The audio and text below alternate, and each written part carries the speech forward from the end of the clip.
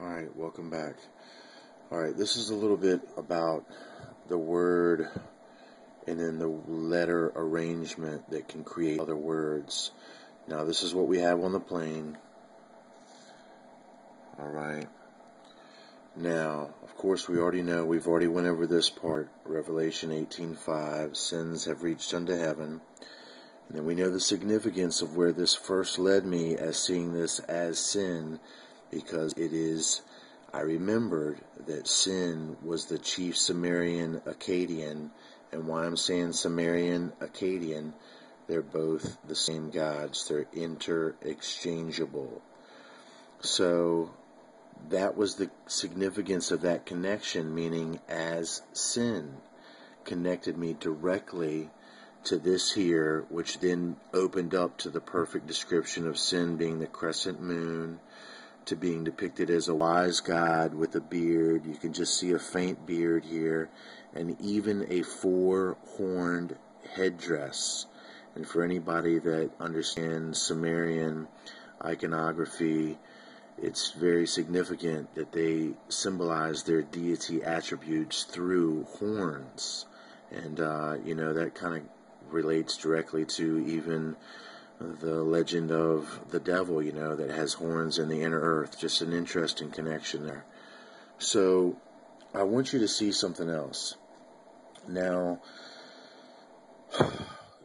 this word, which is now already worked for us, or this phrase now has already worked for us in a complete and total description of the passage that comes before it, passage 5, before passage 6, which is talking about the dealing of the cups with New York City.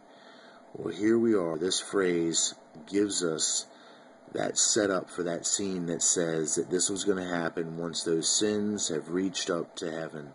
Now, the sins have reached up to heaven. Bam, right here. It works for it. Now it also works for sins reaching up to heaven because it's the first and second cup. And obviously we have a heavenly scene here that's taking place.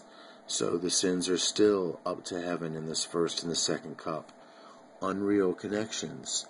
Now look, this tied us up to the moon as sin, the sin god, shifted us to the moon with all the other connections. This is the second cup event, New York City, the second cup itself right there.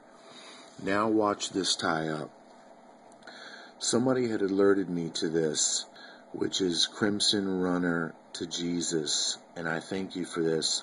What this person had done was to Google this in reverse, and this was Nissa. Check this out. And this is it, Nissa. Go ahead and pause it, and this is what you would want to type in to get the information. Okay, and then here's what we got. Nissa is a feminine name. It has many meanings, including goal, or beginning in Greek, sign, Nissa in Hebrew, friendly elf or fairy, Nissa in Scandinavian, woman in Arabic, end in Latin. And finally, Nissa was a character, can you believe it or not, in the Batman comic book series, tying us back up to New York City. Now watch when I read this.